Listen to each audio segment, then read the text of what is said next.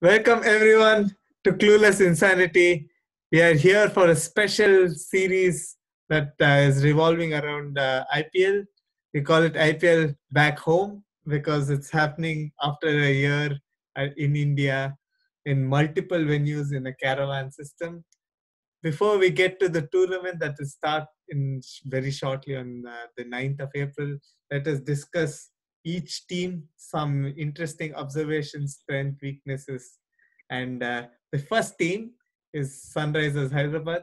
There's a reason we chose this team because, like our panel here, let's welcome Vishal, Vignesh, Amog. You see, not much has changed, right? And I think that's also the reason why we enter discussing Sunrisers Hyderabad. It's a team that is already balanced well within the auction. They went there just to eat some extra snacks and drink some good juice in the quarantine. Gentlemen, let's dive deeper. Let's ask a few important questions, observations. Um, we already did a video on how the auction went for each team.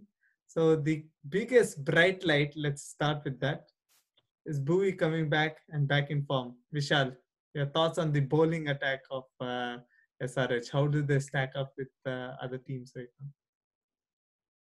now? I think SRH always have had a good bowling attack. And with Bowie coming back to form, I personally think that they have one of the best bowling attacks going around in this IPL. Given in taking into consideration the grounds also they're going to play in.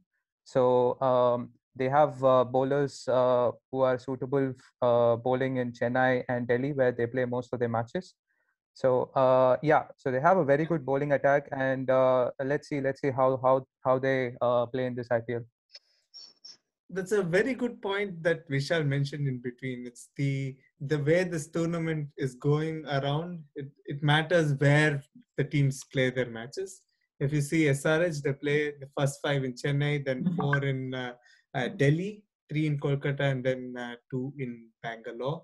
So the question is, if this is the setup where they play the first 5 in Chennai, um, we see the spin will be dominant. And so, Vignesh, the question to you is, what kind of combination do you expect SRH to field out there? Will the Afghan spinners all come and show their charisma? You know, Rashid Khan is a must, but will say Mujib or Nabi get again? So I think so. That's a very tricky decision that they'll have to make because they don't have a strong Indian batting core that can help them shuffle between international bowlers and sort of international batsmen. So therefore, they will have to play. I feel they will play Rashid Khan, and Mujib will then be the alternative to Rashid Khan. While I think so, Shahbaz Nadeem will be the second spinner for them from an Indian perspective. Uh, but I feel the major or international players that they'll have will all come in the form of their top order because if the pitches are going to turn, they need a solid score on the board if they bat first, or they need to have solid batsmen to be able to chase down good totals. And in that case, you cannot have a weak top order that can push you back immediately. So for me, it is always going to be Bairstow, Warner and Williamson who play at least most of the games, both in Chennai and Delhi. All right, that's an interesting choice in the batting. Let's come to batting later. Amog, a final piece in the puzzle, we saw Natarajan going great guns everywhere. And for a big part of SRH's last season, Jason Holder was their go-to man. Do you think in Indian conditions he will still be same effective? Will he get a chance to show his all-rounding capabilities at SRH? Yeah, definitely Jason Holder will definitely get his chance because at the end of the day, the all-rounders are the ones who really bosses the any format of the game. The all-rounders always come into the picture, so I'm sure he will be played at least given a chance, and post that we don't know. So at least he'll be given a chance right away. Okay, I think All right, I think we have discussed enough of their bowling. Let's get to the batting. So we already mentioned a few names. Largely, they are the foreigners. So we know Rashid Khan, we know Jason Holder. Now the question is, how do you fit the others with batting? And Vishal, the question to you is right at the top. Who are your openers? Is Warner fit? Is he good to play? Will Jason Roy or Westo get a chance?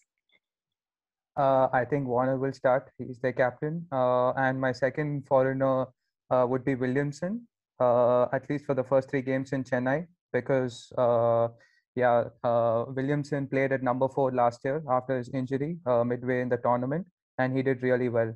So, so the opener who would probably be partnering Warner would be Saha or Goswami, whoever they want to play. But I think Williamson and Warner are the 2 foreigners who will play for them, at least in my opinion. But let's see what they do in their first game.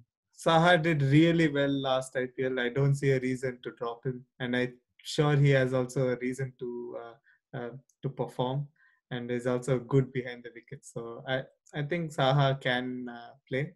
Then let's go to the next bit. Amol, you can take this one.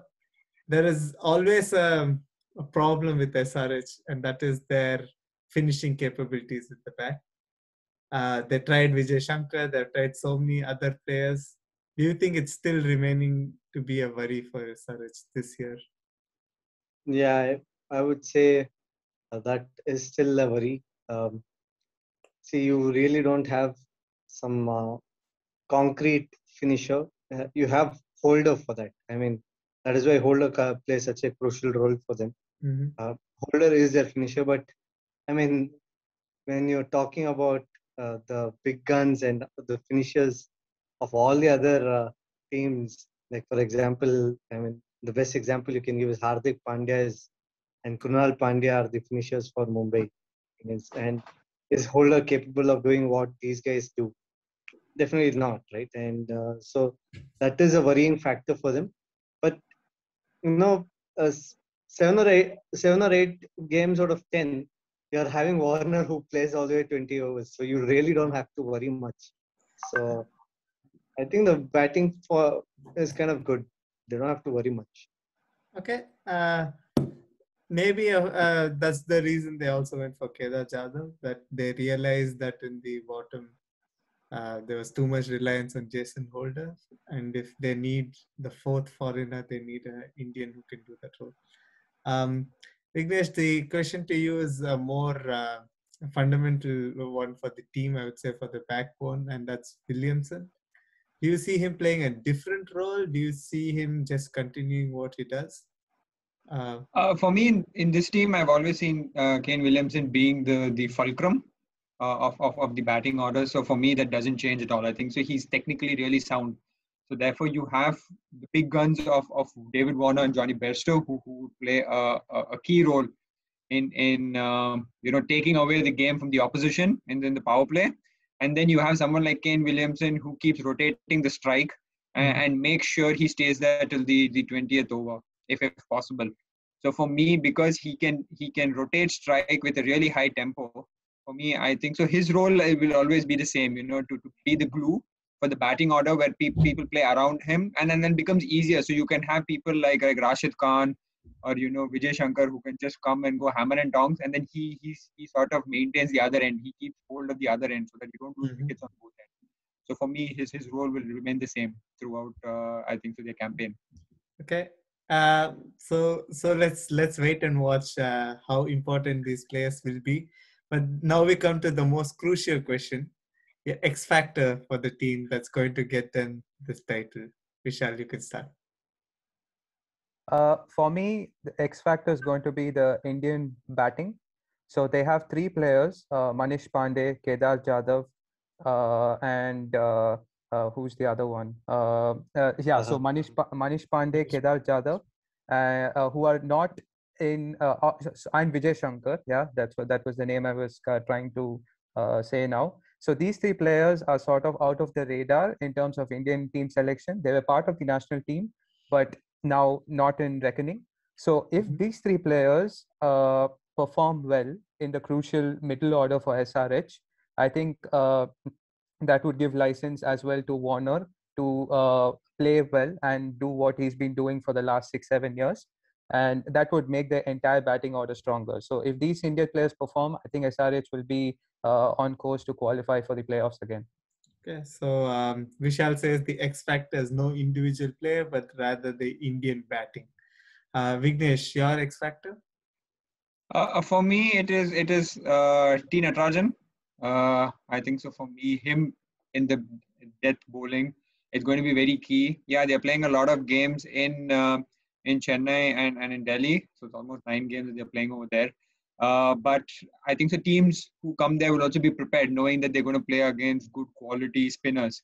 And so therefore, you need to, especially in the death, if they have strong, fiery batsmen who can take on spinners, then you need to have a good, solid, fast bowler who can hit those Yorkers consistently and rein in those big scores, which could just basically take the game away from your opposition. So for me, it has to be the death bowling, and then T Natarajan. I think so. Him sort of shining in the death will be the make or break for the SRH team. Mm-hmm. And Amog, finally, who are your X factors for Sunrisers? See, if you go back to seeing their success mantra and what made them win 2016, was two key factors. One was David Warner with the bat, and the other one was Bhuvi with the ball. So if they want that success mantra to happen, these two have to be their X factors. These two have to do what they did in 2016 for winning the IPL again. All right, I think that is quite well-rounded, gentlemen. Thank you for your inputs. And that's the lead up to the IPL. Let's see how much of what we say works out. We'll catch you with yet another episode of IPL Back Home, where we cover some other team. Thank you for watching. Have a nice day.